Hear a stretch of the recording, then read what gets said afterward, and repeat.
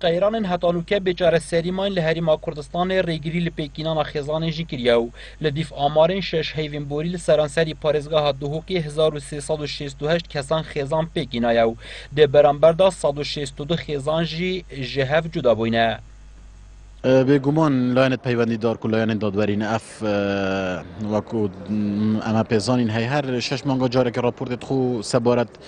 زیاد بون یا خود ریجا بردان و هاوسرگیری راد گینین از بیشم راگهاندن و دزگیت راگهاندنش لوانه زیادتر همو کسی که پیزانین سرور راپورتی هبن بله اکید ریجا بردان وکو ما ام بین بو افرو بو کمالگا کردستانی بدید نامن یا برف زیاده بونه و چیتن چاف هاوسرگیری هر چند ریجا هاوسرگیریش ریجا که امید بخش سرای هند بارودو خین که افرو کردستان تداد بورینید بس بدید نامن او بارو خد کو هرما کردستان تداد بورینی تو پیشکفتن تکنولوژی همو جهانه صدمه کادی بو کو بو اگر وی چند رجا بردان رول زیاد بونه بکات الجواک کردستانی دا پروسیسا خزان اگجمافن سرطهین هر کچ و کرکیه کو ببیت خودان خزان و جیانک آسایی پی بینید بله قیرانین کنه حال هریما کردستان هن بوینه آستانک لبرانبری ورگرتنا وی مافی پروسا جیناتی وی باردو خنو کرام تعداد جین چند ریگری کردینه تعداد هم بر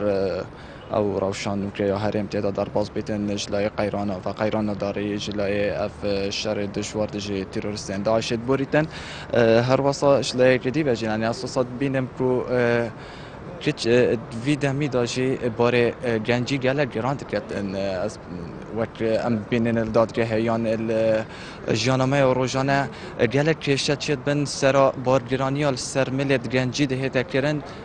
اف پروسه هنب تمامی نه تا انجام دان بله اگر روش به وی آوای بچیتو لانم پیوندیدار قیرانان چاره سر نکن رنگ گله گنج جهیویا پیکینان خزانه بیبار ببنو نمونه کارتکرن وان قیرانان جو لدیو گوتنا پارێزەران دو ساڵین قەیرانی دا ڕێژەیە بەردانێ بێشێوەیەکی بەرچاو زێدە بووە و ئەvê چەندێژی دنوکە و دە ئایندەیدا کارتێکردنên xwên xراب لەسەر کۆمەڵگە هێمە هەنە.